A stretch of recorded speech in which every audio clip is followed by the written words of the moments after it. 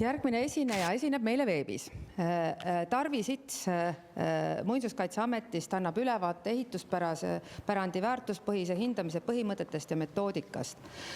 Tarvi Sits on mälestiste nimekirjade projektijuht, varem töötanud erinevate ametikohtadel Muinsuskaitseametis ja Kultuuriministeeriumis. Jah, palun. Ja aitäh.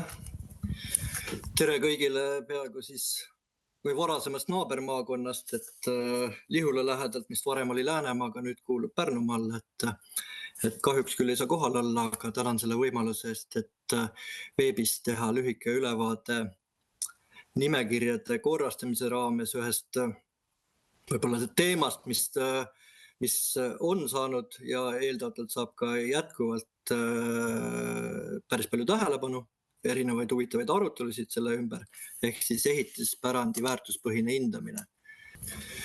Nii, kultuurimälestiste inventuuri siis hästi lühidalt sissejuhatavalt, et kui muinsuskaitseseadus 2019 vastu võeti, siis seal oli mõningad täiendused, mis hõlmasid ka olemasoleva mälestiste nimekirja ülevaatamist. Et esimene nendest, nad ei ole mälestised, oli muinsuskaitseala kaitsekorrad, kus Muinsuskaitseamet väga tublisti need erinevad muinsuskaitsealad üle käis ja ka siis A, B ja C kategooriasse asetas.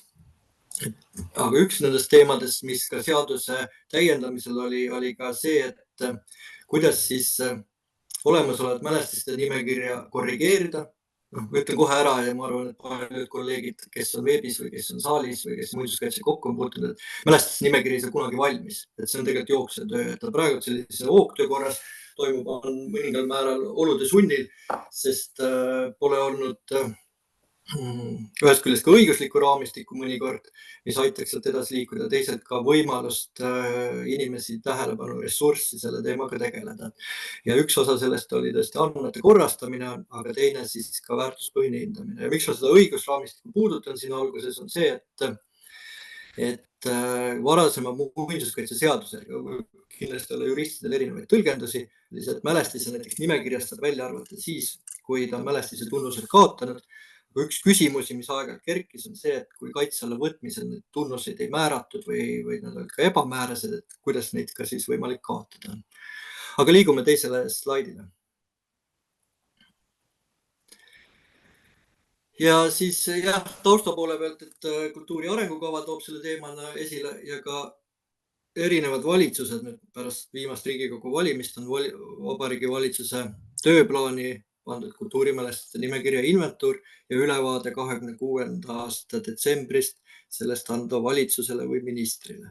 Kas ka praegune valitsus, kes koalitsioonilepet siin täiendab selle sisse jätab või mitte, minu teada see ettepanek on tehtud, aga see tähendagi ainult seda, et nüüd valitsuse ülesanne on, vaid sellest teemast ja vajadusest on räägitud aastaid ja kindlasti on ka erinevad ootused olnud, aga igal juhul, et mälestiste nimekirja korrapäraselt üle käia, võtta sinna juurde asju, välja arvata, et see on olnud ilma ka valitsuse suuniseta mitmel korral teemaks, et see on siin taustana toon välja, et aastal 2007 Riigikontroll juhtis sellele tähelepanu, aga minu isiklik kokkupuude mälestiste nimekirjadega oli, kui ma ei töötanud Muinsuskaitseametis, vaid olin Lihula muuseumi juht ja Lihula kui üks muinsuskaitseala ja väga huvitavat pärandit sisaldav piirkond, kui siin käisid mälu järgi siis tollane Läänemaa inspektor, nüüd nõunik Kalli Pets, Tõnis Padu, Kaire Tooming, Anneli Randla, kindlasti oli teisi veel, keda ma tollel hetkel ei tundnud. Ehk siis 5 aastat pärast, see oli aastal 2003 näiteks, 5 aastat pärast kultuurimälestiste nimekirja moodustamist oli teemaks kindlasti ka nimekirja ülevaatamine. Teisalt ma ka alati rõhutan seda ja täiesti südamest arvan, et see, et 90. teises pooles sellises tempos jõuti nii palju ehitismälestisi, kunstimälestisi, arheoloogiamälestisi ja nii edasi kaitse alla võtta, on väga palju meie pärandit päästnud. Et tollel hetkel, kus omandisuhted olid alles kujunemas, reeglid alles paika loksumas ja ütleme, et euroremont oli kvaliteedi näitaja, oleks väga palju pärandit, seda sai kahjustada kindlasti ka, aga kordades rohkem oleks saanud, kui ei oleks jõutud muinsuskaitse alla nii palju hooneid ja muid paiku võtta. Et meil tänasel hetkel on ehitismälestiste nimekirjas üle 5000 hoone ja ma isegi ei taha sellele numbrile keskenduda, et alati keegi võib öelda, et palju või vähe, vaid oluline, mis on ka sõnastatud nii muinsuskaitsjate poolt kui erinevates arengudokumentides, et riikliku kaitse all peaks olema kõige esinduslikum pärand. Nüüd oma loomulikult $1 miljoni küsimus on see, et kuidas seda kõige esinduslikumat pärandit välja selgitada ja kas on jaksu ja kuidas on reeglid selle pärandi hoidmiseks. Nüüd detailsemalt teemade juurde minnes, siis selle mälestiste inventuuri aluseks, et need kriteeriumid või lähtekohti, et millest hinnata ehitismälestisi, et ta on õiguslikult või sisuliselt paika pandud siis muinsuskaitseseadus 2019 rakendusaktiga mälestiste liikide ja muinsuskaitsealade riikliku kaitse üldised kriteeriumid ehk siis riikliku kaitse-eeldused ja kriteeriumid ja iga mälestise liigi kohta eraldi. Ehitismälestiste kohta me jõuame sinnamaani ka, on seal 15 erinevat kriteeriumit, mida siis pärandi välja selgitamisel saab ja tuleb kasutada. See on see esimene lähtekoht. Ja eelmisel aastal siis tollase Muinsuskaitseameti ehitismälestiste kaitsekorralduse juhi Kaire Toominga juhtimisel käis koos ka töörühm, kes siis esimesi lähtekohti paika panema ja ka pilootprojekti tellis. Lähme järgmisele slaidile. Ja pilootprojektiks oligi siis õigeusupärand. Alles hiljem ma olen aru saanud, et mitte väga palju üles seda küsitud, et kas õigeusupärandi hindamine tulenes sellest, et see õigeusk meil siin ka päevapoliitiliselt või poliitiliselt on õigeusu kirikud väga tähelepanu keskmes, siis kindlasti mitte. Õigeusu ehituspärand on olnud see, minu mälu järgi, millest on ikka aeg-ajalt räägitud, et mõnes maakonnas, kus on väga esinduslik õigeusupärand, kus traditsiooniliselt on õigeusu kirikul levik olnud ajaloos oluline, on seda pärandit hämmastavalt vähe kaitse all ja mõnes kohas jälle natukene rohkem. Ja teisalt kindlasti see, et kui me pärandi hindamisel vaatame nii erandlikust kui ka tüpoloogilisest, siis õigeusu kirikute või õigeusu kirikuehitiste puhul see tüpoloogia ikkagi jookseb välja. Et see tundus niisugune hoomatav hulk, mitte liiga vähe, mitte liiga palju, mida siis ka hinnata. Võrdluseks tuues siis ikkagi tuuakse seda ja ise olen seda toonud, et meil taluarhitektuuri suurusjärgus 20 rehielamut on kaitse all, nendest pooled Koguva külas, et see oleks piloodi mõttes jäänud kindlasti väga väikseks osaks. Aga selle hindamise käigus, ma siin ka kindlasti repliigina ütlen selle sisse, on esimene osa kindlasti see, et vaadatakse üle olemasolevat nimekirja, aga sellega ei piirduta. Ehk siis, et hinnata tuleb ka teadaolevat pärandit, väärtuslikku pärandit, mis ei ole veel kaitse all ja mis võiks kaitse alla saada või kultuuripärandi nimekirja saada, et see on natuke laiem.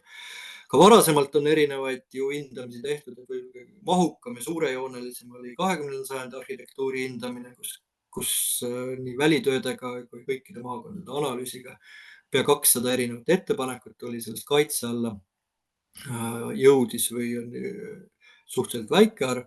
Ja sellest saab ka kindlasti kunagi vajadusel põhjalikumalt rääkida, aga üks osa sellest on kindlasti see, et see nimekirja korrastamine peab olema mõistliku aja ja ressursikuluga tehtud. Et kui 90ndatel võib-olla oli üks äärmus, kus piisis sellest, et oli mälestise nimetus ja aadress ja tunnused, siis tänapäeval on see muutunud väga põhjalikuks ja võib-olla ka pendel on liikunud teise äärmusesse.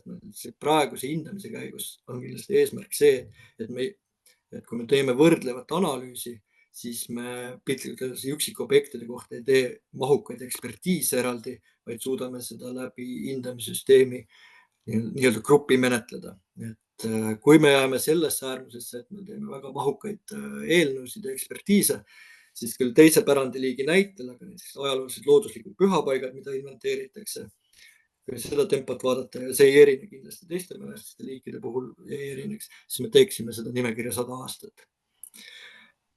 Seda tänaste teadmistega. See, et nimekirja kogu aeg korrastatakse, see on omaette teema, aga et me tänased ettepanekud suudaksime ära menetleda 100 aastaga, mis ei ole kindlasti eesmärk või ei saa olla eesmärk. Ja 2013. aastal valmis ka Pärnu maakonna näitel Leele välja Epp Lankotsi töö, kus hinnati Pärnu maakonna mälestisi. Tollel hetkel siis mõni aasta varem oli tollane kultuuriminister Rein Lang kokku kutsunud töörühma, mille üks selliseid eesmärk oli samamoodi jälle ehitismälestiste hindamine ja nimekirja korrastamine, mingite põhimõtete arutelu ja need tulemid kajastasid 2019. seaduses kindlasti ka.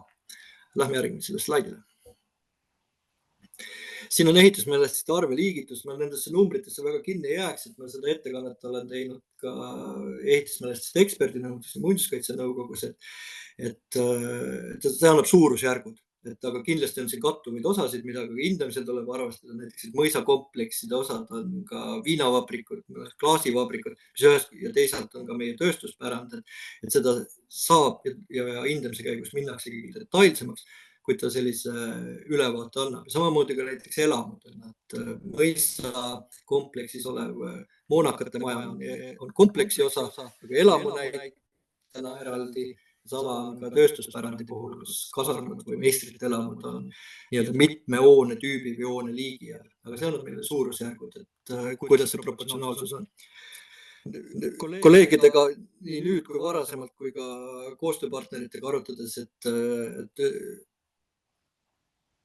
ma ei ole näinud või ei ole ka aru saanud ja keegi seda ka otseselt ei ole nõudnud, et me saaksime ennetavalt ära öelda, et vaadates neid protsente, et jah, et 20% võiks olla mõisakompleks ja mingeid teisi 5% või 10%, et see ei ole realistlik. Et tegelikult selle hindamiseks, et kindlasti neid keerulisi küsimusi ja raskuskese on küll ja küll, aga on just see, et kuidas seda nii-öelda tasakaalu saavutada, et etteprotsendi andmine ei ole mõistlik, kuid sellise üldise hindamise käigus selle järelanalüüs ja erinevate eksperdinõukogude või ekspertrühmade tasemel läbi arutelus peaks ka selguma siis see proportsionaalsus, aga varasemalt ette öelda ei tundu mõistlik, aga liigume samm-sammult ja esimene etapp sellest on Tarvi. Täiesti olen ära kadunud või? Kas saad... Jah, nüüd... Kas ma räägin, kas nüüd on kuulda? Nüüd kuuleme, vabandust, meil oli mingi 3 lauset tagasi, et kas sa mäletad? 3 lauset tagasi, ma võin loomulikult selle üle rääkida, et just jäin siia protsentide juurde ja ma tõstan ise ka häält, et üksi ruumis viibides tundub valjusti rääkimine alati harjumatu, aga tõstan häält. Et etteruttavalt, et kui me ütleme, et nimekiri on tasakaalust väljas või ütle mina, vaid ka ütleme laiemalt selle arutelude käigus on läbi käinud aastate jooksul, siis etteruttavalt öelda, et kui palju miskit hoone tüüpi või mingit liiki mitme protsendi ulatuses võiks olla kõige esinduslikuma pärandi nimekirjas, et see on tupiktee. Ta tegelikult saab ikkagi pärast selle hindamise läbiviimist nendes analüüsides ja aruteludes selgub siis, et ehk mis ma tahan selle slaidi puhul öelda, et ega 46% mõisakompleksi võib ka olla täiesti adekvaatne, kuid oluline on see, et see toimub läbi hindamise, et teisalt ütleks, et ikkagi taluarhitektuuri on vähe, et mitu protsenti seda on, pane protsente paika, vaid viime läbi hindamise ja tekivad ka sellised siis terviklikumad arusaamad ja analüüsid. Lähme järgmise slaidi juurde.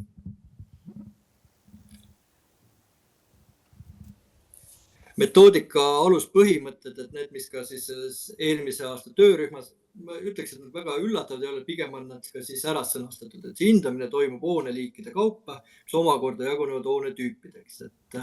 Et siin näited on slaidi peal olemas, me kõiki üle lugema peaks, aga samamoodi, et hoonetüübid, Luteri kirikud, õigeusu kirikud, Kateluki kirikud on tüübina kirikuhooned, või liigina on kirikuhooned, aga tüübina saab kohaldada konfessioonide siseselt. Samamoodi ta käib ka teiste hooneliikide kohta, transpordiehitised, nii raudteejaamad, aga ka postijaamad, nad hooneliigina läheb transpordiehitiste alla, aga mõni üksik bussijaam, mis meil on kaitse all, aga neid hinnatakse siis hoonetüübi põhiselt. Ja kui on ja selle hindamise käigus ma jõuan nende punktideni ka, et lihtsalt miks see punktide tabel on, et kindlasti on väga palju humanitaare, kes hindavadki väga seda ja ongi oluline osa on kirjeldaval osal, aga kui me 5000 pluss, tegelikult ju rohkem hooneid hindame, siis ainult kirjeldustega me sellist võrdlevat analüüsi ei suuda tekitada. Kirjeldav osa selle juures on oluline, aga nagu ma ka kolleegidele on aeg-ajalt, ka kõhutunne on oluline, aga kui kõhutunne ja punktid väga risti lähevad, siis järelikult on punktides häda, kõhutunne üldiselt paneb rohkem paika, et siis tuleb üle vaadata metoodika. Ehk siis, et selle massi hindamisel on oluline teatud põhimõtete, aga ka lävendite kokkuleppimine. Ja üks nendest põhimõtetest on see, et kui saab hoonetüübi hindamisel alla 45% maksimumhinnetest, siis on koht, kus kaaluda kaitse lõpetamist. Ükski analüüs ühtegi kaitset ise ei lõpeta või ka kaitse alla ei võta. See kõik käib järgnevad etapid läbi, milleks on meil päris mitu tasandit. Ja kuna on tegemist nii omandipiirangutega, aga kui ka sellega, et pärand, kui hävib, siis seda taastamine on juba koopia, ehk siis need otsused peavad olema väga kaalutletud ja pigem läbi mitme sellise eksperttaseme veel ära kaaluda kõigi argumente, kuid mille aluseks peab olema põhjalik siis analüüs või nimetame siis hindamisankeediks, mis annab need lähtekohad. Ehk siis ma tahaks neid hirme maha võtta, et kui lähevad eksperdid hindama, et nüüd ekspert üksi otsustab, et see jääb, see ei jää, et seda kindlasti ei ole. Küll aga see annab sellise lähtekoha. Ja vanusekriteerium, mille üle on arutatud ja võimalik, et selle hindamise käigus tuleb ka ettepanekuid täiendada seda eelpool nimetatud ministri määrust, et kus on öeldud, et vanemad kui 1710 on üldjuhul ongi ehitatud hooned on juba kaitse all, et tõsta seda piiri, et 1800 või 1850 peale. Siis me peame väga selgelt ära tajuma, et kui palju see hoonet kaasa toob, kas see muudab midagi paremaks või mitte. Aga 1710 vanem, see üldjuhul hindamisse ei lähe, sest see on juba vanuse printsiibist lähtudes kaitse. Muinsuskaitsealal, mõned täiendused on tulnud just kohtudes ekspertidega siin erinevates ringides, et muinsuskaitsealal olevad hooned, kui 90ndate teises pooles muinsuskaitsealad enamasti juba moodustatud, olemas, toimisid, miljööväärtuslike alade, see traditsioon hakkas alles tekkima. Siis, ja nüüd, kus muinsuskaitsealadel on A, B ja C kategooriad, on see hindamise või arutelu koht, kas muinsuskaitsealal olevad hooned, kus interjöör või tähendab mälestised, kus interjöör ei ole praktiliselt säilinud, aga pigem on ta sellise keskkonna mõttes oluline hoone ja muinsuskaitseala kontekstis oluline hoone, et mälestise kaitse lõpetatakse, ehk nii rakendada topeltkaitset, vaid ta jääb muinsuskaitseala reeglitega käsitletavaks. Et see on üks lähtekoht, aga see ei tähenda jälle automaatselt seda, et kõige lihtsama näite Tallinna vanalinnas, et need raekoda on mälestis, et nüüd me lõpetame mälestiseks olemise ära ja muinsuskaitseala hooneks. Ei, kindlasti mitte, et raekoja oma väärtustega väärib eraldi mälestise liiki, aga just väiksemates linnades, mis ei ole nüüd UNESCO maailmapärand, võib neid näiteid olla, kus tollel hetkel oli väga mõistlik neid mälestisena käsitleda, kuid kui muinsuskaitseala reeglid ja on täpsemaks saanud, on ka mõistlik neid võib-olla ka muinsuskaitsealal asuvat hoonetega käsitleda. Ja rekonstrueeritud hooned, legend võib-olla, aga ütleme, et 2002. aasta hindamine mingil määral lõppes Kuivastu kõrtsi näitega, mis on üles ehitatud ja tolle aja parimate teadmistega üles ehitatud ajalooline mälestis, tuhaplokk paistab mingite nurkade alt välja, kui krohv maha kukub. Et sellised näited on, automaatselt ei tähenda seda, et peaks kaitse lõpetama. Värskematest näidetest siis tulekahjus hävinenud Nõmme turuhoone vääristaastamist ja sümbolhoonena jätkuvalt, ma arvan, väärib ka mälestisena kaitse all olemist või Paide Vallitorn varasemast ajast. Ehk siis, et kui rekonstrueeritud hoone tolleaegsete parimate teadmiste, oskuste ja ta omab ka laiemat konteksti ja tähendust, siis ei tähenda automaatselt kaitse lõpetamist, vaid just see on üks alus, et mälestisena kaitse on põhjendatud. Lähme järgmisse slaidile. Ma pean võib-olla tempot tõstma, teistele ei jää käega. Üks teema, mis on ka läbi käinud nii 2000 alguses hindamise käigus kui ka siin Rein Langi poolt moodustatud töörühma aruteludes on kompleksid. Et sellest kindlasti, kui täna räägitakse mõisate hindamisest laiemalt, siis mõisapärandi hindamisel see tee suures tõenäosusega ongi see, et kompleksi väärtus on oluline. Kas see sama suure mõisa näide, et pea on loomulikult täiesti eriline, aga koos seal nii pargi kui abihoonetega moodustab tervikliku kompleksi ja see nii on ka mõistlik seda käsitleda. Ehk siis, et küsimus sellest, et pärast hindamist või hindamise käigus kindlasti Muinsuskaitseameti jaoks on ka see, et meil seda praktikat on vähe, võib-olla teatavad hirmud on ka, kuna praktikat on vähe, kuid mõisakompleksid, võib-olla ka talukompleksid on mõistlik, või üks tee olla ka rakendadagi kompleksi kaitset ja väga lihtsustatud öeldes, ta ei ole ka kuskil praegu läbi arutatud või õigusaktidesse kirjutatud. See kompleksi kaitse võiks sarnaneda nii-öelda väikse muinsuskaitseala kaitsel, et on A-kategooria piltlikult öeldes, kus on nii eksterjöör, interjöör ja kõik väga oluline ja samas on hooned, mis moodustavad kompleksi, kuid ütleme, et interjööri puhul see on nii omanikul juba ette teada, et tal seal on leebemad kaitsereeglid ja ka samas ka suunised, kuidas seda korras hoida, on leebemad ja see tegelikult suure tõenäosusega aitabki sellele kaasa, et seda õigusselgust on rohkem, usaldust omavahel on rohkem, et alati ju väga tihti tegelikult omanikud ju ei taha mitte midagi kehvemaks teha, vaid teinekord seda teadmist ega võimalusi on vähem ja siis need lihtsalt lahendused võivad olla need, kus muinsuskaitsjad lähevad ärevaks, kuid kui ta peamine väärtus on osa kompleksist, siis on ka mõistlik neid reegleid allapoole tuua. Neid näiteid ei ole palju, üks näide ka siin slaidil on ära toodud, et Kunda mõisa tööstushooned 2024 kaitsele võetud, siis ongi kompleksina võetud, seadus selleks võimalusi ja aluse annab, me peame muinsuskaitseseadust selles osas täiendama ja kus ongi öeldud, et mõningate hoonete puhul sisetöödel ei ole vaja muinsuskaitseameti luba. Aga see on nii-öelda volüüm 2 või samm 2, et kõigepealt see hindamine läbi viia ja ka siis kompleksi väärtused eraldi välja tuua. Lähme järgmise slaidile.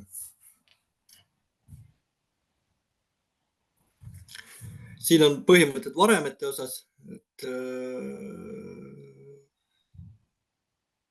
sellest üle rääkida, siis jah, mis on varem kui 1710, on lähtuvalt mälestised nii nagu ehitishoonete puhul läbi käis.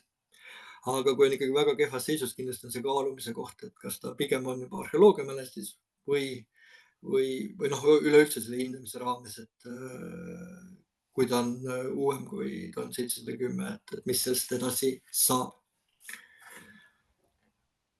Ja see puudutab kõiki hooned, et kui ikkagi põhikonstruktsioonid on suures osas hävinenud, ja ma ei mõtle siin ainult varemeid, et tähendab selles suhtes, et kaitse all vare, et kohe see tähendaks lõpetamist, vaid et kui hoonest on jäänud vare ja üle 30% on hävinenud, siis on küsitav, kas see kaitse on põhjendatud, et üldjuhul siis ka ettepanek kaitse lõpetamiseks. Aga see tähendab ka, et meil on kogu pilt ees ja mingitel juhtudel võib olla, et mõne hoone tüübi puhul 30% säilinud hoone ongi Eestis ainukene näide, mis veel säilinud on, siis see on ka põhjendatud, et kaitse jätkub, aga kui neid on, ütleme, 100 erinevat hoonet ja seal ridamisi 10 hoonet on väga kehvas seisus, siis ei ole mõistlik aega, ressurssi ja tähelepanu kulutada nendele, mis on praktiliselt hävinenud. Liigume järgmise slaidile. Hooneliikidest juba nagu mõne sõnaga puudutasin, et selle lõpus on ja nii edasi, et seda kindlasti saabki, ongi täpselt nagu ütleme, et ehituspärandi osakonna see töörühm, kes sellega sisuliselt tegeleb ja ka seda on täiendatud ja saab ka jätkuvalt täiendada, laias laastus selline jaotus on, mis on ka kultuurimälestiste registris olemas, aga nagu ma ka varem nimetasin, et on kattuvusi ja ütleme siis hindamise läbiviimisel on oluline, et kasutades seda tööstus- või tootmispärandi näidet, et see viinavabrik oleks esindatud nii tööstuspärandi analüüsis, aga ka mõisakompleksi analüüsis, kuid ei ole mõistlik 2 erineval või 3 erineval grupil käia ühte sama hoonet hindamas, et need andmed peavad risti ja horisontaalselt jooksma, et oleksid võrreldavad. Liigume edasi. Nüüd jõuan lõpuks siis hindamise juurde, et selle aluseks on need kriteeriumid, mis on paika pandud, mis on Muinsuskaitseametist tulnud ja siis vormunud ministri määruseks.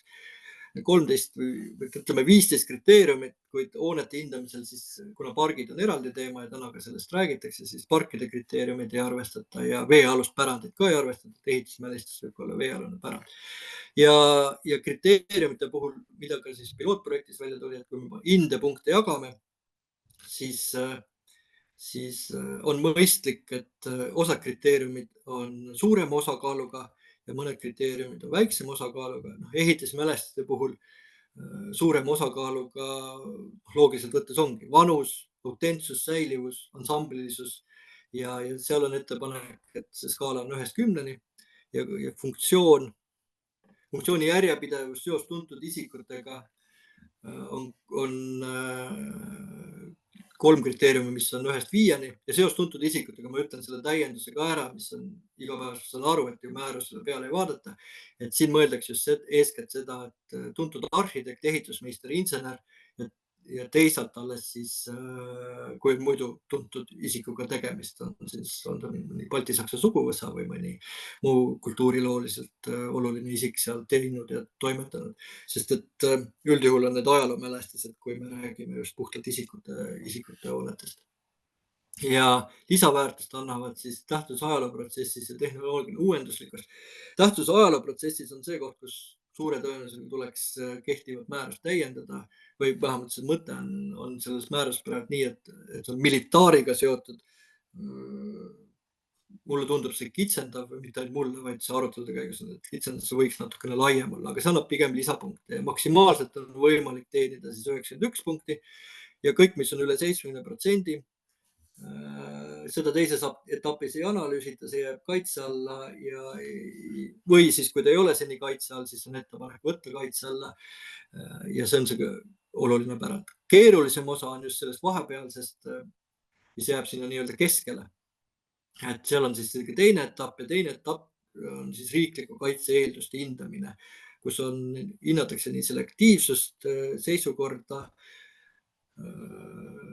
ja säilivust, mis on põhimõtteliselt sama. Ja kui on alla 45%, siis kaalume kaitse lõpetamist. Liigume järgmise slaidile. Ja see riikliku kaitse eeldused on siin ära toodud, et see on nii säilivus, tehniline seisukord kui selektiivsus ja et seal ka eristada seda esimese etapi punkte välja tuua, siis tulevad ka nende kriteeriumite keskmised punktid ka. Eks ta loomulikult on meil selline praegult veel teoreetiline, kuigi me oleme teinud paar prooviharjutust ka, et kas see punktiskaala töötab ja kui on erinevad hindajad, kui suured need erinevused on. Öelda, et õigeusu kirikul tegime proovitöö, hindasime 5 kirikut, 5 inimest hindasid, erinevad taustaga inimesed seal juures, kus just ekspertsuse mõttes erineva taustaga. Ja tegelikult jooksid nad ikkagi punktid enam-vähem kokku. Loomulikult peavadki olema iga sellisel hindamisel tulevad väiksed vahed sisse, kui keskmine hinne tuli selline loogiline, siis karjuvaid erinevusi ei olnud. Teoreetiliselt võiks selline hindamine töötada. Liigume järgmise slaidile. Ja siin on see hindamiskaala lihtsalt välja toodud, et kuidas need punktid võiksid jaguneda. Lähme järgmise slaidile. Ja see on see riikliku kaitse eeldused, et kõige rohkem punkte saab selle selektiivsuse eest. Et samas, mis on nii muinsuskaitsjatel teada, aga ka õigusakti raiutud, et ise tehniline seisukord, kui väga kehv tehniline seisukord ei tähenda automaatselt ka seda, et kaitse lõpetatakse, et ka eelpool toodud või rääkisin, et kui on ikkagi mõne hoone tüübi puhul ainsana järgi jäänud näitega, siis ka see, et on tehniliselt kehvas seisukorras, ei tähenda seda, et see kaitse tuleks lõpetada. Küll ta aitab eristada siis hoone tüübi siseselt, et kui neid erinevaid hoonetüüpe on rohkem, et paremini säilinud hooned oleksid need, millega me riikliku esindusnimekirja määrame. Liigume järgmist slaidile. Siin on see struktuur analüüsist, et see ei hakka kohe hindamistabeliga pihta, vaid et ka eelnev ülevaade. Ja üks osa sellest on ka see, et siin esialgne plaan oli, et hindame kõiki hooneid, ka neid, mille puhul põhimõtteliselt on üldine teadmine, et see on meie kõige esinduslikum pärand ja ta väärib esindusnimekirjas olemast. Kuid ma olen ka mõistlik just ka ressursi ajakasutuse mõttes, et hindama minna, jälle toon selle Tallinna Raekoja näidet, kuigi see on vanuse printsiip, et vast ei ole mõistlik isegi ka 30 minutit, et kõik maksimumpunktid sinna ära panna, kulutada või neid näiteid on veel. Et seal, kus on kokku lepitud, et see on see crème de la crème, siis neid eraldi hindama ei minda. Küll aga see nimekiri ei valmi siis kindlasti mitte minu laual, aga see valmitakse ehitismälestiste ekspertide poolt Muinsuskaitseametis, aga sellele võetakse siis kinnitus järgnevatest kogudest, on siis ehitismälestiste eksperdi nõukogu või Muinsuskaitse nõukogu, aga ettepanekud, et millised hooned ei peaks üle hindama minema. Ja kui need ettepanekud, analüüsid on tehtud, siis seal siis erinevad ettepanekud rakendada kompleksikaitset, võib ka olla ettepanek see, et on oluline pärand, aga rohkem kogukonna tasandil ja kohaliku tähtsusega, et seda siis läbi üldplaneeringute kaitsta. Ma tean väga palju, oleme tagasisidet selles osas saanud, et omavalitsused ei ole selles osas võimekad ja nii ei saa. Siis samas on ka see, et riigi muinsuskaitse peaks tegelema kõige esinduslikuma pärandiga ja kogukonnad tegelikult on kõige paremad oma pärandi hoidjad, et see hägustamine või dubleerimine tegelikult pärandi hoidmisel võib hiljem kahjuks tulla, aga sellega tuleb arvestada, kui tehakse ettepanek, et riiklik kaitse lõpetada ja kaitsta seda nii-öelda kohalikul tasandil läbi üldplaneeringu, siis Muinsuskaitseamet peab suutma sellest enam-vähem lahti lasta ja ka leppima sellega, et seda teeb kohalik omavalitsus. Liigume järgmisele slaidile. Siin on see ankeedi näide, aga ma liiguksin, kuna mul tõesti väga pikaks juba läheb, mõne näite juurde, et kus neid punkte on jagatud. Liigume järgmise slaidile. Lihula mõis, kuigi mõisete puhul on see lähenemine see, et läheneda kompleksipõhiselt, aga ma lihtsalt tegin enda jaoks sellise harjutuse mõne objekti puhul, mida ma lähemalt tean, et jagades neid punkte, et kas see jookseb välja milline loogiline ja kattub üldise teadmise kõhutundega. Ma kulutasin sellele loomulikult häbiväärselt vähe aega, ma arvan üle 10 minuti selle täitmine läinud, et päris hindamisel kindlasti läheb rohkem, kuid nii registri andmete kui muude materjalide põhjal on võimalik neid punkte jagada ja sain tulemuseks 69 punkti, et üle 70%. See on ühe hindaja. Tegelikkuses neid hindajaid on kindlasti mitu. Ja ka ehitismälestiste eksperdi nõukogus mulle väga meeldis kommentaar Tiina Malgremilt, kes ütles, et keskkonna osas et ma olen liiga vähe punkte pannud, kuigi ma panin 10-st 10, et see tegelikult väärib veel rohkem. Et sellised näited tegelikult ka hindamise käigus just hoonetüübiti võib tulla, et tahaks veel rohkem anda ja võtame kas või ikkagi see funktsiooni järjepidevus. Linnamäe hüdroelektrijaam, et seal ikkagi elektrijaam edasi toimetaks, on võib-olla rohkem väärt kui lihtsalt 5 punkti ja neid näiteid on veel. Samas võtame Suure mõisa peahoone, et praegused kasutusviisid aitavad seda hoonet säilitada ja hoida. Kõige parem säilivus on siis, kui hoonel on kasutus. Et me ei eelda, et see peaks olema eraomaniku käes, kes on mõisnik ja kes majandab seal vana mõisapidamise traditsioone pidi, vaid ka koolid, kohalikud omavalitsused, raamatukogud, need on funktsioonid, mis aitavad pärandil hoida. Või mõisalaudas asuv siidrivabrik aitab pärandit hoida. Liigume järgmise slaidile. Siin ma proovisin arhitekt Olev Siidma elamut Pärnus, et ka südamelähedane hoone ka teenis väga väärikad punktid, aga jätkuvalt ütlen, et arhitektuuriteadlased, ma arvan, jõuavad suhteliselt lähedaste tulemustena, aga see on 10-minutise töö ja minu subjektiivne hinnang. Liigume mõne keerulisema objektini ehk järgmine slaid. Et Illuste mõisa Tall-Tõllakuur, seal kindlasti on mõistlik hinnata siis juba kogu Illuste mõisa kompleksi, teda väga palju seal ka säilinud ei ole, aga see Tall-Tõllakuuri puhul ma enda jaoks oligi see, kui ma nüüd registri andmeid vaatasin, siis osad olid need, kus ma veel ise olin Pärnumaa inspektor, et olin kirjutanud, et tuntud isikutega seos, mitmed tuntud korvpallurid on seal treeninud, et kas see annab lisapunkte või mitte, täiesti kindlasti väga subjektiivne lähenemine. Pigem ma arvan, et ei anna. Aga see on see koht, kus väga küsitav, kas ta eraldi mälestisena üksikobjektina kaitset väärib. Liigume järgmise slaidile. Sindi vabriku meistrite elamud, tegelikult need nagu seal kaardilt näha on neid ridamisi, neid tulekski ka selle põhiselt hinnata ja küsimus on tõesti pigem seal siis millisest kaitsekorraldust rakendada, ma ütleksin esimese hooga, et kui palju seal nüüd interjööri säilinud on, kuid ansamblisusena ja eksteriööris on kindlasti väärt pigem mitte üksikobjektidena isegi, vaid et käsitleda neid seal tervikuna. Lähme järgmise slaidile. Paadremaa mõisa Tall-Tõllakuur sarnane näide võib-olla Illustele, lihtsalt katus on peal, kuid küsimus on jälle sellest kompleksi väärtusest. Kas sel kompleksil on selles suhtes, et pärand on alati väärtuslik, aga kas ta on see esindusnimekirja lävendit ületav, see on see küsimärgi koht, ja kas ta siis peaks olema riiklikus esindusnimekirjas. Ja liigume järgmise slaidile. ja esimene etapp ongi tegelikult, et kui minnakse hoonetüüpi hindama, et 5 objekti peal katsetada seda metoodikat, vajadusel korrigeerida, selleks ka eraldi Muinsuskaitseametis planeeritud, et jooksvalt kindlasti kerkib erinevaid küsimusi üles ja hoonetüübi põhiselt, et neid arusaama ühtlustada, anda ka tagasisidet, vajadusel metoodikat korrigeerida. Teises etapis on juba ehitismälestiste kriteerium ja kolmas etapp on siis vajadusel nendele hoonetele, mis jäävad sinna keskele ja vahemikku ja eeldab tegelikult suure pildi kättesaamist, et seda läbi viia. Ja et jooksvalt, kui need tulemused hakkavad tulema, erinevatel koostööpartneritel tutvustada, et mitte ainult, et me tänasel seminaril korra räägime sellest, et kui hindamise tulemused hakkavad siin mõningatel juhtudel selle aasta sügisel valmima, et juba vahepeal nii ICOMOS-i omanike, Keskliidu ajalooliste hoonete ümarlauaga ja teiste koostööpartneritega peegeldada ja neid ettepanekuid üle käia ja ka vajadusel korrigeerida analüüsi tulemusi, et saada tagasisidet, et see on kindlasti väga oluline osa. Liigume järgmist slaidile.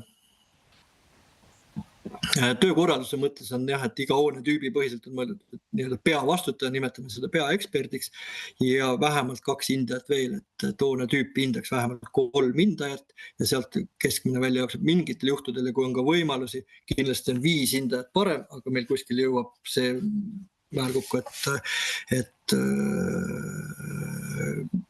ressursi mõttes, kas ta on mõistlik ja teisalt ka 3 hindajaga tulemus väga palju, ütleme lihtsamate analüüside puhul ei erine sellest, kui 5 tükki teevad.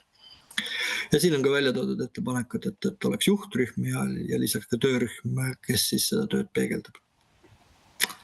Nii, vast nüüd tuleb viimane slaid. Jah, aitäh. Suur tänu sulle, Tarvi, et teema on oluline, et kui keegi tahab 1-2 küsimust, kommentaari, et me leiame selle aja. Ja, mina olen Marko Müürissepp, Kuriste kiriku lugeja ja juhatuse liige, et see õigeusupärandi pilootimiseks võtmine tundub väga loogiline, sest ka aastal 2021 Statistikaameti rahvaloenduse alusel oligi 65% Eesti kristlastest õigeusklikud ja 15–29-aastastest eestlastest 45%. Kõik, aitäh. Ma korra kommenteerin seda õigeusku ka hästi lühidalt, et meil see vormistuslik pool on aega võtnud, küll loodan, et ülejärgmine nädal on ka Muinsuskaitseameti kodulehel, kus on siis eraldi nimekirjade korrastamise projekt, see analüüs 169 lehel kõigile kätte saada, aga lühidalt võttes on ka õigeusupärandi puhul tuli loogika välja, mida ka varasematel aastatel väga palju ekspertide ringis on räägitud, et ettepanekud, mida kaitse alla võtta, olid vanausuliste palveled ja džässonad, mida meil on täiesti erisugune pärand ja ei esine üle maailmast väga palju ja mingitel juhtudel tüüplahendusi, kus oli jätta esinduslikumad näited ja kaitse lõpetada, et kattus sellega, mis oli ekspertide tunnetus, tuli ka analüüsi tulemusel välja. Aitäh. Veel kommentaare? Küsimusi? Jah. Riin Alatalu siin, tere Tarvi.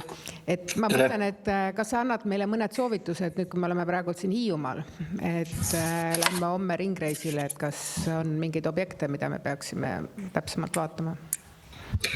Et päevakava mõttes ja ma tean ka, et kolleegid on, mina olen selle üldise raamistiku varasemate tööde ja arutelude pealt kokku kirjutanud, aga mõisapärandi hindamisel, et ma arvan, see Suuremõisaga enda komplekski on väga ehe näide, et kui me räägime kompleksi kaitsest, me ei taha öelda, et see on moesõna, ma ise usun sellesse kompleksi kaitsesse, aga praktikat on meil väga vähe, et kuidas see siis reaalsuses tegelikult, või et kui me vaatame seda Suuremõisa kompleksit, mis nii-öelda oleks A-kategooria, mis B või C, et võimalik, et järgnevates ettekannetes Anna ja Katrin käivad ka seda teemat täpsemalt üle, aga tasub just ka mõisapärandi puhul seda vaadata, et kui me räägime kompleksi kaitsest, et kuidas ta ka praktikas võiks olla realiseeritav. Et ma arvan, et nii omaniku kui ka muinsuskaitse ootus on, et jah, lõpuks alati oleneb sellest, kui nii-öelda ehitustööd pihta hakkavad või restaureerimistööd, et siis pannakse detailid paika, kuid üldraamistik ja ootused ja reeglid võiksid rohkem olla eelnevalt kokku lepitud, et kas on sisetöödeks vaja luba, millistel juhtudel ei ole, et see võib-olla võiks üks arutelu koht olla. Aitäh veel kord, Tarvi, põhjaliku ettekande eest ja jõudu tööle meile kõigile. Jõudu meile kõigile just, aitäh.